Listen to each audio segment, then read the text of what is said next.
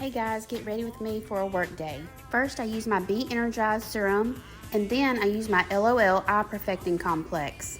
And then the star of the show and my favorite product, Smooth Operator.